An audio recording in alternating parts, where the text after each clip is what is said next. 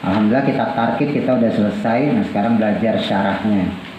Ya, kitab sambungannya tuh Hasyiah Al-Bajuri, Imam Al-Bajuri. Jadi kalau kitab matannya kan takrib ya. Jadi ringkasan itu takrib, diperjelas disebutnya syarah. Ya, syarah Fathul Qorib. Nah terus diperjelas lagi namanya Hasyiah. Nah Hasyiah itu ada Hasyiah yang bikin Al-Imam Al-Bajuri. Jadi kalau mau belajar cari guru yang lain. Tapi dulu seperti saya kasih tahu, seandainya teman-teman yang nggak tahu kan, kita nasib barangkali ntar teman-teman jadi guru. Jadi kalau guru saya dulu bilang gitu, kalau kita ngajarnya takrib, maka kita sudah harus menguasai Fathul Qorib. Gitu. Kalau kita ngajar Fathul Qorib, berarti kita harus sudah menguasai Al-Bajuri. Jadi begitu terus. Ya. Sama kalau misalnya yang di musola Fathul Mu'in, ya matannya Qiraatul Ain, kita udah menguasai Fathul Mu'in. Nanti Fathul Mu'in atasnya lagi, misalnya I'anatul Thalibin gitu. Jadi kalau belajar tuh begitu. Atau misalnya kitab Tafsir Jalalain, ya, syarahnya itu Hasyiah As-Sawi. Jadi jangan kita belajarnya Fathul Qorib, ya itunya juga media kita Fathul Qorib. Berarti kan sama aja, ntar giliran orang nanya bingung, jawabnya gimana gitu. Sementara jawaban itu kemungkinan nanti adanya di penjelas berikutnya, gitu ya. Misalnya teman-teman nguasain takrib, gitu ya. Teman-teman udah belajar Fathul Qorib dulu. Jadi aslinya begitu dah, nggak boleh ngajar takrib dulu. Aslinya, tapi nggak apa-apa ya. Namanya juga latihan, ya, anggap aja latihan lah gitu. Makanya waktu kita belajar takrib, kan ada yang nggak ditakrib saya jelasin kan. Nah itu dapatnya dari mana? Ya dapatnya dari Fathul Qorib gitu loh. Nah begitu pula nanti ketika saya jelasin Fathul Qorib, pasti nanti ada beberapa yang nggak ada di sini. Kenapa? Karena saya ngambilnya dari Hasyiahnya Al-Bajuri. Gitu. Paham ya? Bismillahirrahmanirrahim. Qala musannifu rahimallahu taala wa nafa'na bihi wa bi ulumi fi dharain amin. Qala berkata Asy-Syaikhu Syekh Al-Imam, ya imam yang menjadi pemimpin, Al-Alim, ya yang alim, yang pinter, Al-Alamah, kam banget pintere, yang sangat pinternya. Jadi kalau udah Al-Alamah berarti udah di atas Al-Alim. Syamsuddin, yang menjadi mataharinya agama. Syamsu matahari, ad-din agama. Jangan yang menjadi rokok Samsunya, jangan. Yakni Abu Abdillah. Nah ini kunyah ya. Kunyah itu panggilan, sama kayak Nabi Muhammad. Ya, kunyahnya kan Abul Qasim, bapaknya Qasim, karena Nabi Muhammad punya anak laki-laki, salah satunya Qasim. Abu Zahra, ya, bapaknya Fatimatul Zahra. Nah, jadi itu apa namanya, kunyah. Jadi bukan buat nama, bukan. Misalnya Mas Didit, anaknya Faza, berarti Abul Faza, bapaknya Faza. Kalau saya Fatir, Abul Fatir, bapaknya Fatir. Abu Abdillah, yaitu bapaknya Abdullah, yakni Muhammad bin Qasim. Muhammad putranya Al-Imam Qasim Asy-Syafi'i, yang bangsa Syafi'i. Taghammadahu, semoga melimpahkan kepada beliau. Beliau di situ maksudnya Muhammad bin Qasim. Kasih rujukan, belajar kasih rujukan dulu. Kasih rujukan supaya tahu, oh ini hu-nya berarti domirnya rujuknya ke Muhammad bin Qasim. Siapa Allahu, Allah Ta'ala. Birahmatihi, dengan rahmatnya Allah. Nah, hi-nya jangan ditulis lagi Allah, jangan, rujuk aja seret gitu. Waridwanihi, dan keridoannya Allah. Amin. Ini mukadimah ya. Alhamdulillah, adapun segala puji itu lillahi, bagi Allah.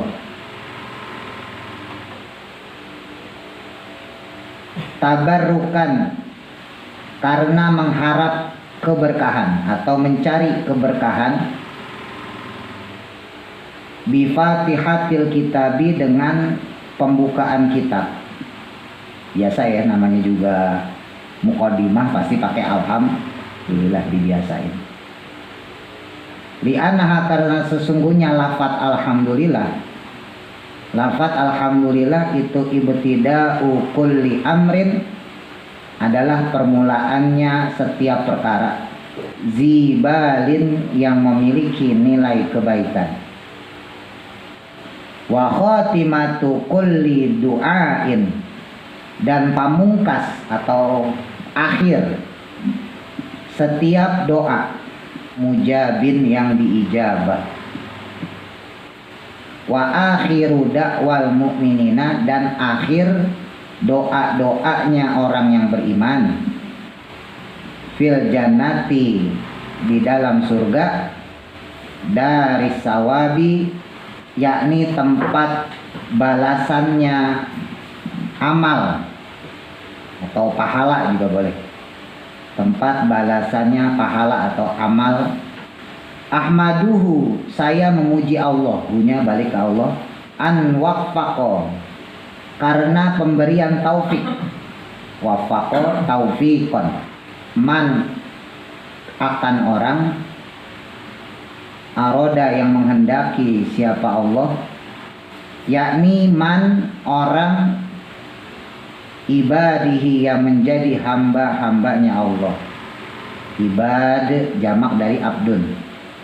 Litafakuhi, agar paham atau agar pinter, fakih, agar fakih itu pinter, paham, fid dini, pada masalah agama, ala wafki muradihi, atas kesesuaian dengan yang dimaksud atau dikehendaki oleh Allah, mencocoki dengan yang dikehendaki oleh Allah.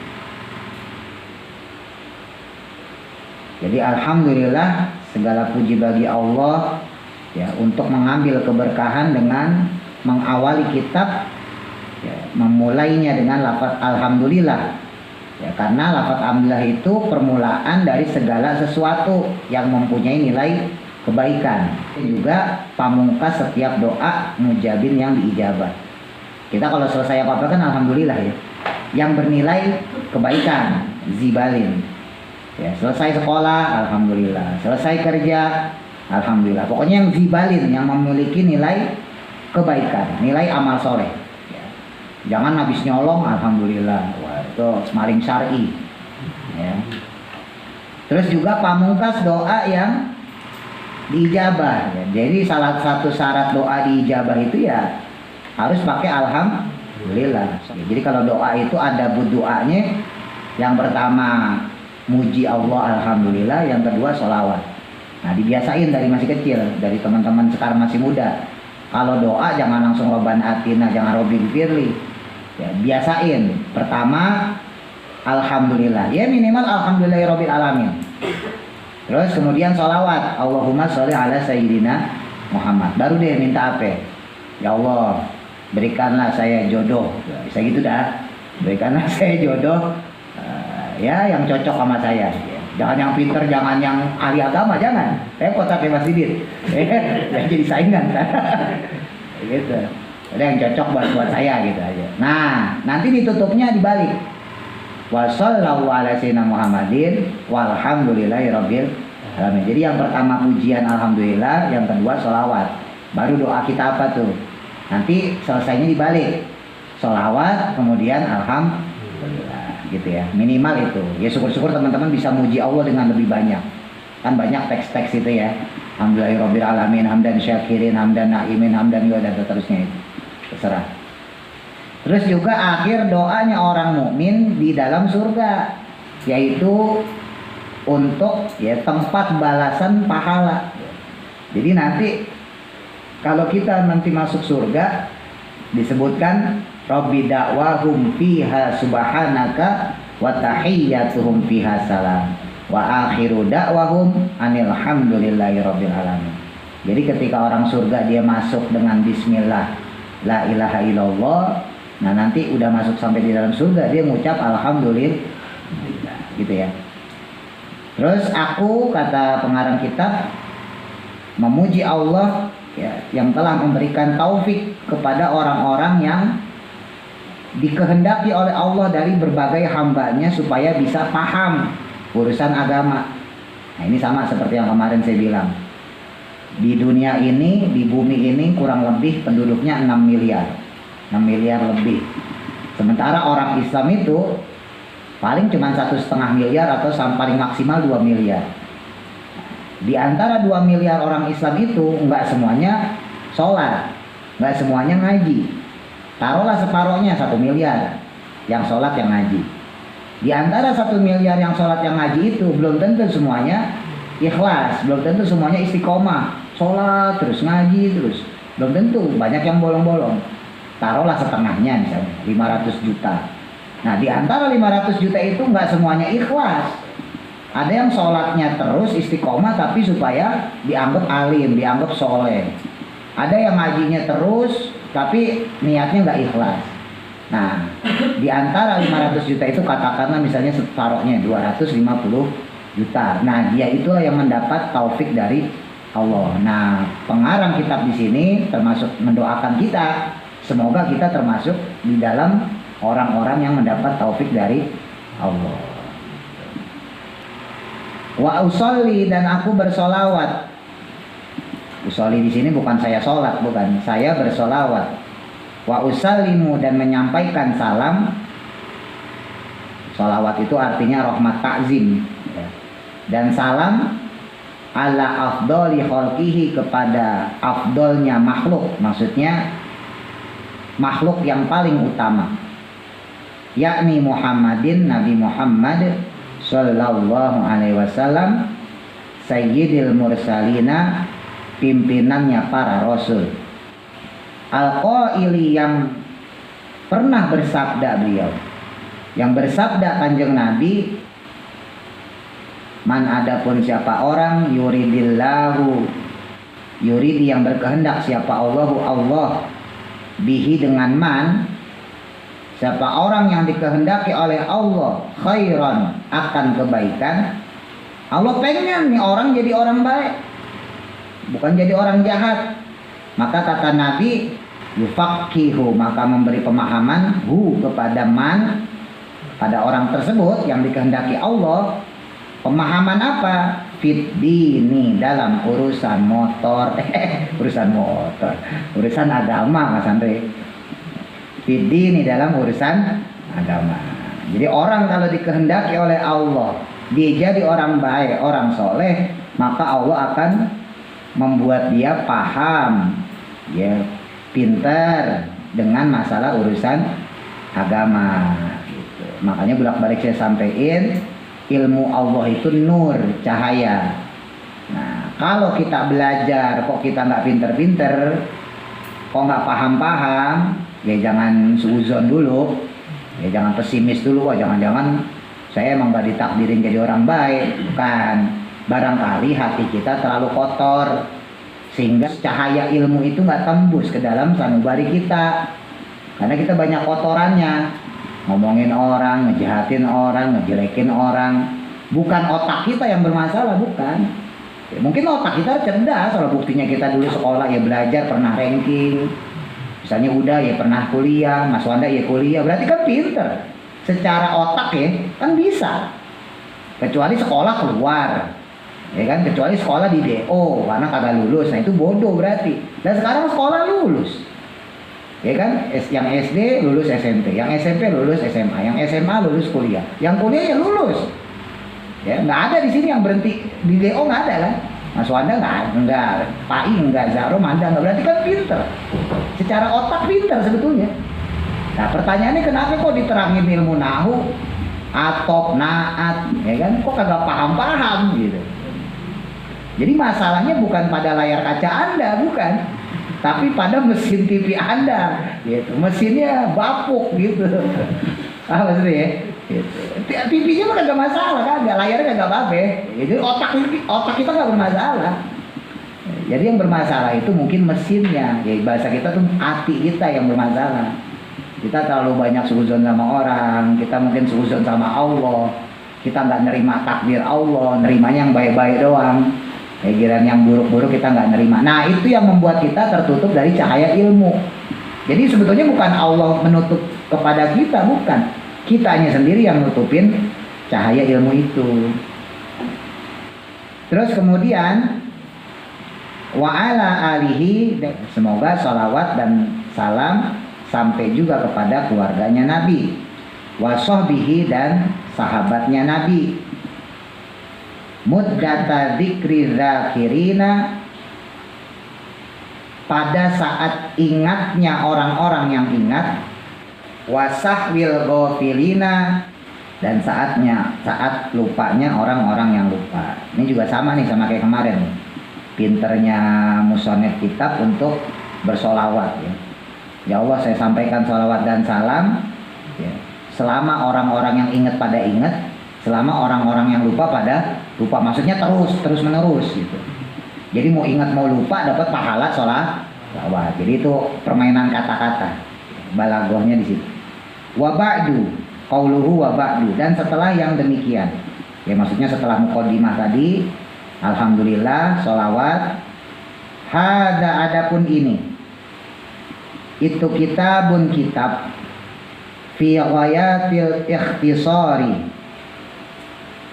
pada sebuah rangkuman yang sangat ringkas, wa tahdibi, dan murni atau bersih, wado'tuhu, dan menyusun saya akan kitab, dan saya menyusun kitab ya, bahasa gampangnya gitu, alal kitabi, yang menjelaskan sebuah kitab atau mensyarahkan sebuah kitab, al musamma, yang dinamakan atau yang diberi nama bitaqribi, dengan kitab at-taqrib, matan taqrib,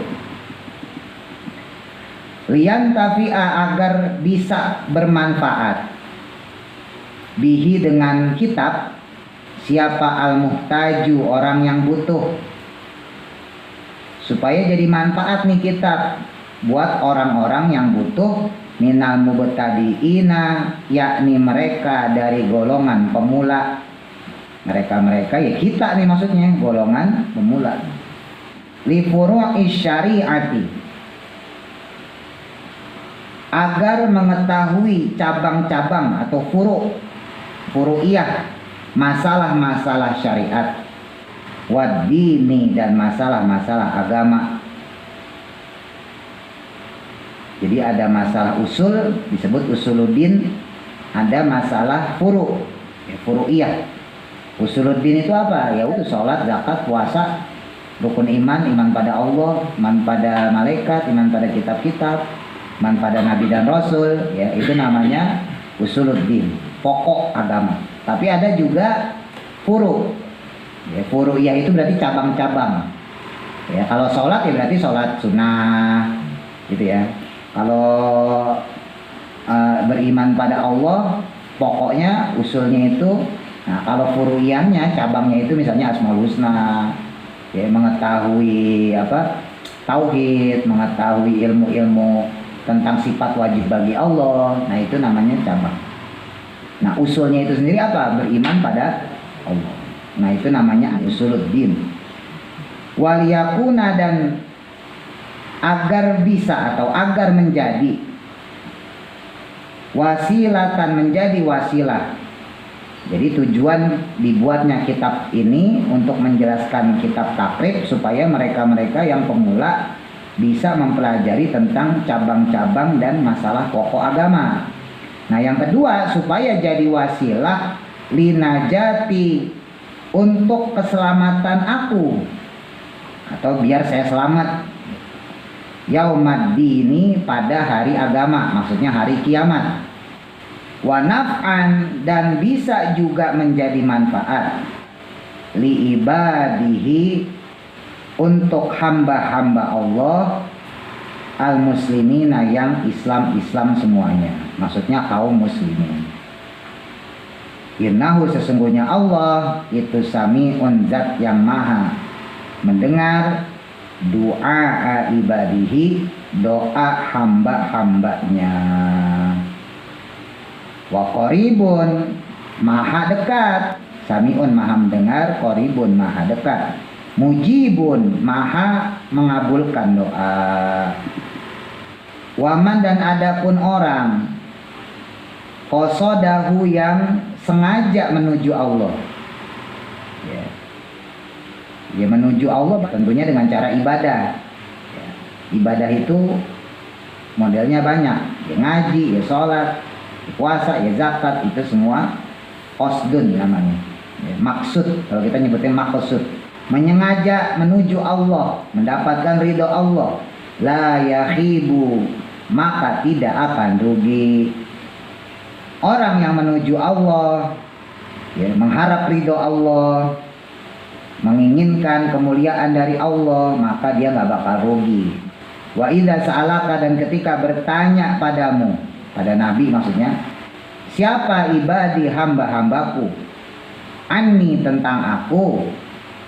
Kalau ada hambamu bertanya tentang aku, wahai Muhammad, fa inni, maka jawablah, sesungguhnya aku itu qaribun. Ya. Khobarnya inna marfu, ya. Itu qaribun, dekat. Kemarin juga udah dijelasin ya di kitab Al-Majalis Susaniyah ya. Nah, kemarin juga ada kan kutipan kayak gini. Jadi saking dekatnya Allah, lebih dekat daripada pembuluh darah kita. Wa'lam, ketahuilah, annahu, sesungguhnya yang demikian itu yujadu, ditemukan, fi ba'din nusakhi, dalam sebagian naskah, hadzal kitabi, akan ini kitab, dalam naskah kitab ini, gitu maksudnya, fi ghairi khutbatihi, pada selain pembukaan kitab, telah ditemukan tapi bukan pada pembukaan kitab. Apa tasmiyatuhu, pemberian namanya, ya nama kitab, tarotan bitakribi, terkadang disebut atau dinamakan kitab takrib. Ada yang menyebut kitab matannya itu kitab matan takrib. Watarotan, dan terkadang juga bighayatil ikhtisari, dengan nama goyah al-ikhtisari. Makanya kalau teman-teman masih ingat, dilihat kitab takribnya tulisannya matan goyah wat takrib, ya kan. Nah, cuman kalau anak pondok biasanya nyebutnya takrib gitu. Tapi ada yang nyebut goyah, ada. Jadi sama aja. Kitab goyah ya kitab takrib, kitab takrib ya kitab goyah, sama aja gitu. Goyah al-ikhtisari, dengan nama goyah al-ikhtisari. Ikhtisari itu ringkasan ya. Falidzalika, maka karena yang demikian, samaituhu, maka aku beri nama syarahnya, syarah kitab tersebut, penjelas kitab tersebut, bismaini, dengan dua nama. Ahaduhuma, adapun salah satu keduanya, Fathul Qaribi al-Mujibi, Fathul Qarib al-Mujib, fi syarhil al-fadhi takribi, dalam menjelaskan atau penjelasan lafat-lafat kitab takrib. Al-fat itu jamak dari lafdun. Nah, wasani, adapun nama yang kedua, boleh juga kita nyebutnya bukan Fathul Qarib, kita nyebutnya al-qaulu al-mukhtaru fi syarhi ghayatil ikhtisari. Ya. Nah, susah ya, ribet ya. Kitab apaan? Kitab Fathul Qarib, kan gampang ya. Kitab apaan? Kitab Al-Qaulul Mukhtaru fi Syarhi Ghayatil. Susah ya, ribet ya. Tapi kalau buat keren boleh. Kalau buat keren, ngaji di mana ya? Ngaji di sono dalam buku ini. Kitabnya apa? Al-Qaulul Mukhtar fi Syarhi Ghayatil Ikhtisar. Apa tuh? Fathul Qarib. Al-Qaulu, ya qaul, al-mukhtaru, yang dipilih, fi syarhi, dalam kitab syarah, fi syarhi Ghayatil Ikhtisari, dalam penjelasan atau syarahnya kitab Ghayatil Ikhtisar. Jadi Fathul Qarib itu diambil dari kata takribnya. Takrib itu kan asal katanya qarib, ya kan? Nah, Fathu itu pembuka, al-Qarib ya dekat, pembuka yang dekat, al-Mujib yang diterima. Nah itu diambil dari kata at-takribnya. Nah sedangkan kalau diambil dari kata goyah, kan matan goyah wa takrib ya, itu diambil nama al-qaulul mukhtar fi syarhi ghayatil ikhtisar. Ribet ya, Fathul Qorib aja ya. Apa nih panggilan nih? Fathul Qorib aja ya, ngikutin orang pondok lah. Dia orang pondok tuh pinter, tahu yang ribet, al-qaulul mukhtar ribet, Fathul Qorib ya, Fathul Qorib. Allah berkata asy-syaikhu al-imamu, ya, langsung saya sebut aja, artinya sama ya, syekh itu guru besar. Abu Thayyib wa yastahiru aidan, yang terkenal juga, tapi kalau di Jawa di pondok tuh diartiinnya satu-satu.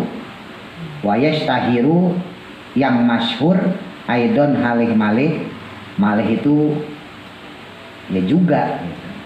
Wa yastahiru aidan, tapi saya sambung aja ya. Wa yastahiru aidan, yang terkenal juga, bi Abi Syuja, dengan nama Abu Syuja, nama kunyah. Syihabul millati, orang yang menerangi ajaran Islam. Milah itu ajaran. Orang yang menerang, syihab itu penerang, menerangi ajaran Islam, wadini, dan agama Islam. Jadi kalau milah itu ajarannya, kalau din itu pokok agamanya gitu ya. Yakni Ahmad bin Husain, Imam Ahmad bin, putranya Al-Imam Husain bin Ahmad Al-Asfihani. Boleh disebut Asfihani, boleh Asfahani, boleh. Tapi yang jumhur ulama mayoritas nyebutnya Al-Asfi, paknya di kasroh. Tapi ada beberapa ulama yang nyebut Al-Asfahani, sama aja. Jadi memang kalau dalam penamaan itu sering teman-teman kayak gitu. Tapi biasanya orang-orang ulama itu nanti merujuk ke kitab-kitab i'rab. Biasanya disebut apa? Sama kayak misalnya teman-teman pernah dengar ya Imam At-Tirmizi ya, Imam hadis. Nah ada juga At-Turmuzi. Ada yang baca At-Tirmizi, ada yang baca At-Turmuzi. Ya. Tapi jumhur ulama bacanya At-Tirmizi, bukan At-Turmuzi. Tapi ada beberapa ulama yang nyebutnya At-Turmuzi. Jadi memang ada beberapa ulama yang ya dalam segi penamaan beda penyebutan harokat. Nah kalau Imam Ahmad, ya itu sering disebutnya Imam Ahmad Al-Asfihaniyu, yang bahasa Asfihan. Sako, semoga mencurahkan siapa Allahu Allah, sarohu, akan makamnya beliau, sobi barrahmati, dengan limpahan kasih sayang, limpahan rahmat, waridwani, dan udaridwan, waridwani, dan keridoan, wa askanahu, dan semoga menempatkan beliau. Siapa beliaunya siapa? Imam Abu Syuja ya. A'lal faradisil jinani, pada tempat tertinggi Firdaus di dalam surga. Jinan itu jamak dari jannah. Ya, jannah mufrad, jinan surga, mufradnya jannah. Titik. Bismillahirrahmanirrahim. Bismillah dengan menyebut nama Allah. Ar-Rahmani, yang maha pengasih, Ar-Rahimi, yang maha penyayang.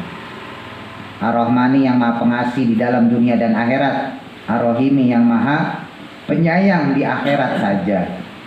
Abtadi'u, ai maksudnya aku memulai. Aku memulai kitabi, akan kitabku. Hada, ya kitab ini, wallahu, adapun lafaz Allah itu ismun, isim, nama. Nama Allah itu lidzatil wajibil wujudi, untuk zat yang wajib adanya. Jadi lafaz Allah itu ya penamaan untuk Allah yang kita sembah, yang wajib adanya. Ya nggak mungkin Allah nggak ada, nggak mungkin Tuhan itu nggak ada. Terus siapa yang menciptakan kita? Kan gitu. Ya, kalau teorinya orang-orang ateis kan ya kita ada dengan sendirinya. Gitu. Menurut orang-orang ateis, orang-orang yang nggak percaya Tuhan. Ya kita berada dengan sendirinya ya karena interaksi alam aja. Gak mustahil. Makanya banyak ulama yang berdoa, Allahumma ja'alna imanana imanal awamin. Ya Allah, jadikan iman kami imannya orang awam. Maksudnya orang awam itu pemula. Nah, jadi Imam Al-Junaidi ya, Al-Baghdadi pernah didebat sama orang-orang yang ateis, yang nggak percaya Tuhan. Mana mungkin, kata dia, ada yang menciptakan kita. Kita ini ya tercipta dengan tersendiri aja gitu ya, karena hukum alam aja udah. Itu ada planet-planet bertabrakan, kemudian jadilah bumi. Bumi-bumi itu kemudian dengan sendirinya juga menciptakan makhluk-makhluknya, ya dari atom, dari makhluk partikel terkecil, kuman dan seterusnya sampai ke manusia. Makanya manusia itu tumbuh dengan evolusi menurut orang-orang yang ateis. Nah, kata Imam Al-Junaidi, yuk kita datang kepada orang awam. Ya, didatanginlah penggembala sapi. Ya. Lalu kemudian ditanya penggembala sapi, bener nggak Tuhan itu nggak ada? Kata penggembala sapi itu, enggak, ya pasti ada lah yang menciptakan kita. Nggak mungkin kita ada ujuk-ujuk, nggak mungkin, pasti ada yang menciptakan kita. Terus ditanya oleh Imam Al-Junaidi, buktinya apa bahwa ada yang menciptakan kita? Nah, terus sapi itu didorong, sapi itu jalan. Nah, ketika sapi itu jalan, ada bekas jejak langkah. Terus kata si penggembala sapi itu, lihat Imam, ini ada jejak. Nggak mungkin jejak ujuk-ujuk ada jejaknya. Kalau ada jejak, pasti ada sesuatu yang menginjak tanah itu. Nah, dalam hal ini adalah sapi. Nah, terus kemudian Imam Junaid bilang sama yang ateis itu, tuh lihat, kadang orang yang menurut kita bodoh itu kan orang awam ya, penggembala, bukan pelajar, bukan syekh, bukan ulama besar. Kadang penggembala, orang yang awam, yang pemula itu lebih pintar nerima hal-hal yang kayak gitu daripada kita. Akhirnya orang ateis itu ya tobat, oh iya benar juga ya. Ya karena itu simpel banget. Nah nggak mungkin lah teman-teman nggak ada yang bikin. Coba ujuk-ujuk kita ada ya. Jadi itu konsep akidah pertama sebetulnya. Baru kemudian nanti qul huwallahu ahad, Allahus samad. Baru kemudian katakan Allah itu esa. Jadi konsep pertama itu harus yakin bahwa kita itu memang ada yang mewujudkan. Nah itu disebut zat wajibul wujud, yang wajib adanya. Nggak boleh enggak. Gitu. Karena nggak mungkin seseorang itu ada dengan sendirinya. Nah bayi brojol nggak mungkin dengan sendirinya, pasti ada penyebabnya kan. Cuman memang keterbatasan manusia, otak kita nggak nyampe. Itu roh masuknya lewat mana? Padahal perut ibu disumpel, pusarnya disumpel, bagian bawahnya juga disumpel. Kok bisa masuk roh lewat mana? Nah itu kan memang yang nggak, karena keterbatasan otak kita nggak nyampe ke situ. Makanya waktu kita belajar kimia usada disebutin oleh Imam Ghazali, ya udah jawab aja, qul ruhu min amri rabbi. Kalau udah urusan roh, ya udah urusan Allah, kita nggak bakal tahu. Karena disitulah titik batas manusia untuk berpikir. Nggak bakal bisa kita nyebutin itu. Tapi jangan kemudian kita menafikan Allah sebagai pencipta kita. Gitu. Karena zat Allah yang wajib adanya di dunia ini, ya termasuk nanti di akhirat dan sebagainya. Karena Allah maujud bila makan, bila zaman. Allah adanya tanpa tempat, tanpa adanya arah, ya itu menunjukkan bahwa Allah itu pasti ada. Makanya ada Asmaul Husna, ada juga sifat 20. Ya, kadang orang menolak sifat 20, kenapa? Karena udah ada Asmaul Husna. Ngapain pakai sifat 20 segala? Asmaul Husna Ar-Rahman, Ar-Rahim, Al-Malik, Al-Qudus gitu ya. As-Salam, Al-Jabal, Mutakabir dan seterusnya. Sampai Dzul Jalali wal Ikram. Orang-orang yang nggak senang sama sifat 20 mempertanyakan, ngapain pakai sifat 20 segala? Wujud kidam bako, mukhalafatul awadisi. Padahal itu justru sebagian kagak ada di dalam Asmaul Husna. Coba wujud ada nggak? Nggak ada. Yang ada itu setelah Samiun, Qadirun, Basirun, Mutakaliman itu ada di Asmaul Husna. Tapi wujud kidam ada, Qadimun, bako, ya kan? Wujud kidam bako, mukhalafatul hawadisi. Ada nggak mukhalafatul hawadisi? Nggak ada. Qiyamuhu binafsi nggak ada. Adanya qiyam, ada qiyam. Nah, kenapa ulama kemudian merumuskan sifat 20? Karena di antara Asmaul Husna Allah tersebut ada yang tidak diberikan oleh Allah kepada manusia. Sementara di dalam Asmaul Husna itu ada sifat-sifat Allah yang diberikan kepada manusia. Contoh kecil misalnya lafaz Ar-Rahman. Ya. Pengasih ya, bahasa kita kan pokoknya pengasih kan. Ar-Rahim, penyayang. Nah, Allah itu memberikan sifat Ar-Rahman, Ar-Rahim itu pada manusia. Jangankan manusia, hewan aja dikasih sama Allah. Hewan itu bisa berkasih sayang. Buktinya apa? Hewan bisa hamil, bisa bunting. Manusia bisa bunting, hewan juga bisa bunting. Kan nggak mungkin buntingnya hewan, buntingnya manusia gara-gara berantem. Enggak. Nah, agak-agak ngaji dalam nih. Kan nggak mungkin kan? Nah, buntingnya manusia pasti karena adanya kasih sayang. Dia dalam hal ini hubungan badan, jima, seks dan seterusnya. Maka si perempuan bunting. Si hewan maka kemudian karena adanya kasih sayang, adanya Rahman Rahim yang diberikan oleh Allah kepada manusia, kepada hewan, kepada makhluk. Bangsa jin juga, mereka juga berkembang biak gitu. Nah, tapi ada sifat-sifat yang Allah nggak berikan kepada manusia, kepada makhluk yang lain ya. Misalnya kayak wujud.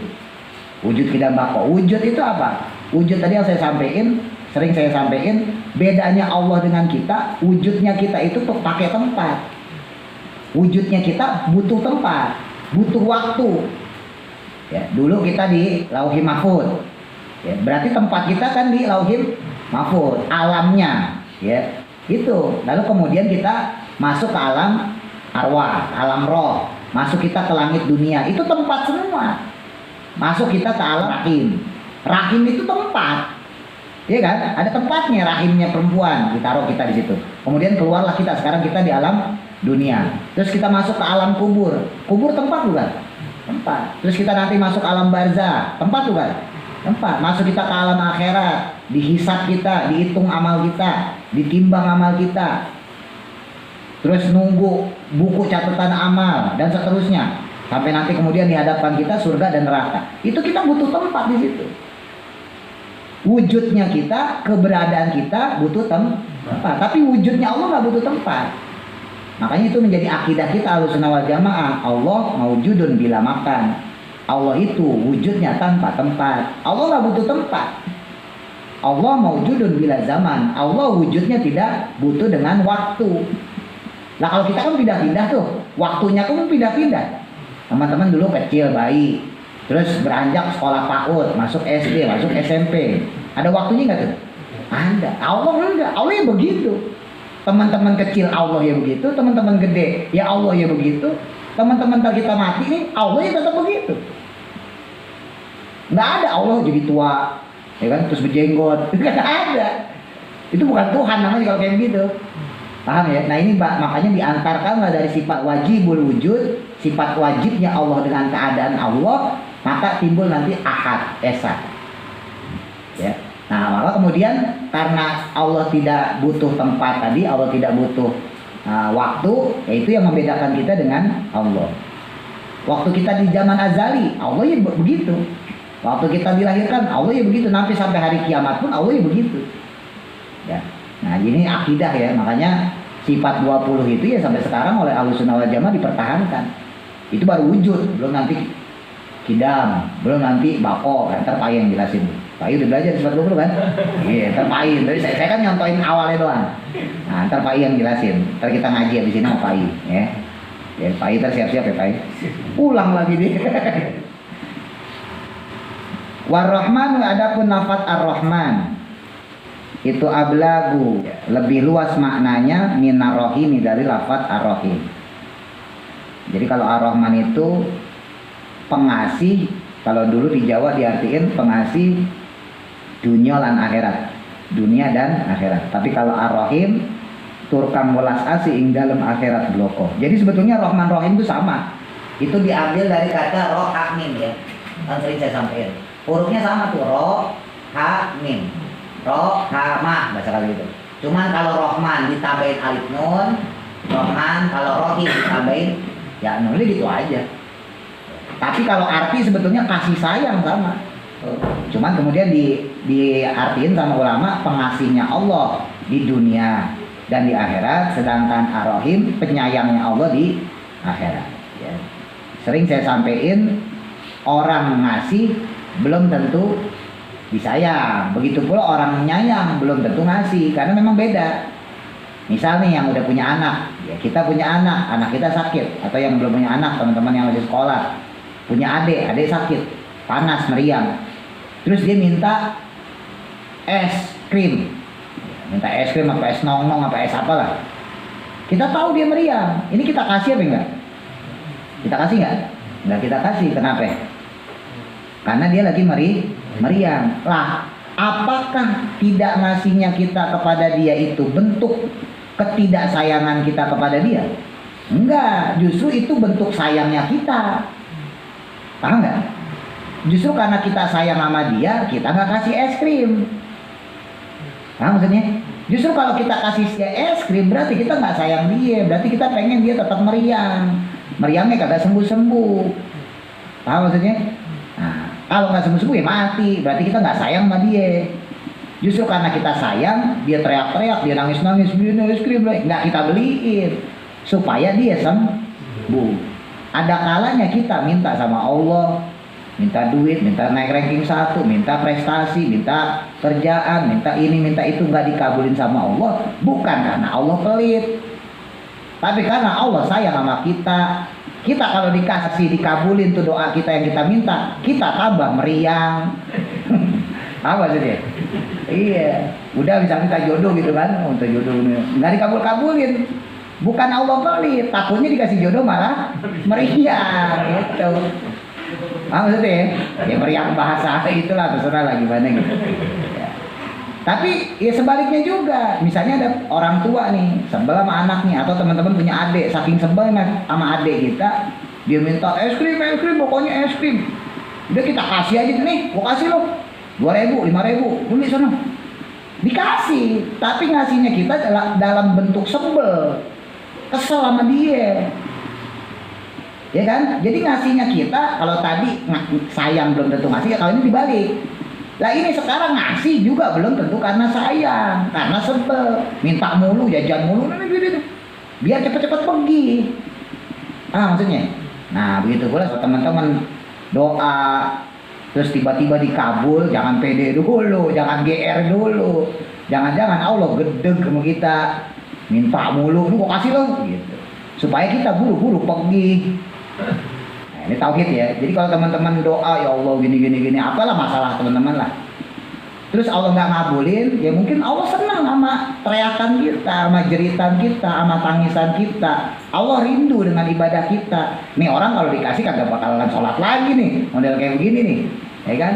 Ini belum pernah tahajud, sekalinya tahajud, wah ini kalau dikasih kagak tahajud lagi, tunda dulu sama Allah, karena Allah senang dengan tangisan kita, dengan jeritan kita, ya, dengan menghibahnya kita, itu Allah senang. Nah sebaliknya kalau kita baru sekali tahajud langsung dikabulin sama Allah, hebat juga gue, baru tahajud langsung dikabulin. Jangan pede dulu, jangan-jangan Allah gedeg sama kita, udah pergi sana lah. Paham maksudnya? Ya, nggak pernah ibadah tiba-tiba minta sama Allah, ya Allah kan sebel aja kan. Pun qauluhu alhamdulillah. Alhamdulillah segala puji bagi Allah. Wa adapun lafaz alhamdulillah itu asana ungkapan pujian Allahi ta'ala kepada Allah ta'ala. Ta'ala itu maha tinggi ya. Bil jamili dengan pujian yang baik atau yang indah, ala jihati ta'zimi atas bentuk pengagungan kepada Allah. Rabbi yang menguasai. Ai maksudnya Malik ya. Dia menguasai, merajai al-alamina semesta alam, bifathil lami dengan memfathahkan lamnya, alam, alamin. Wa huwa adapun lafaz alamin kama seperti halnya, kama qala seperti halnya berkata Ibnu Malik, Imam Ibnu Malik, yang dimaksud alamin itu ismu jam'in, lafaz isim jamak, khosun yang khusus, yang tertentu, biman untuk orang, yakilu yang berakal, la jam'un bukan bentuk jamak, maksudnya bukan bentuk secara umum, bukan, tapi untuk orang yang berakal. Wa mufraduhu adapun lafaz mufradnya alamin itu alamun, lafaz alamun, bifathil lami dengan memfathahkan lamnya, bifathil lami dengan fathah lamnya. Di anau karena sesungguhnya alam itu ismun amun, itu ismun nama amun yang umum. 5 untuk suatu atau untuk perkara, siwallahi ta'ala, selain Allah subhanahu wa ta'ala. Jadi yang selain Allah disebut alam atau disebut juga makhluk. Kalau Allah khaliq, ya pencipta, berarti yang selain Allah siwallah berarti makhluk, ya. Kalau Allah Rabb, berarti siwallah alam. Intinya gitu ya. Selain Allah berarti alam. Wal jamu, dan adapun sedangkan lafaz jamaknya itu khosun, khusus tertentu, biman untuk orang, yakilu yang berakal. Wallahu alam, mudah-mudahan manfaat. Al-Fatihah. A'udzu billahi minasyaitonir rajim. Bismillahirrahmanirrahim. Alhamdulillahi rabbil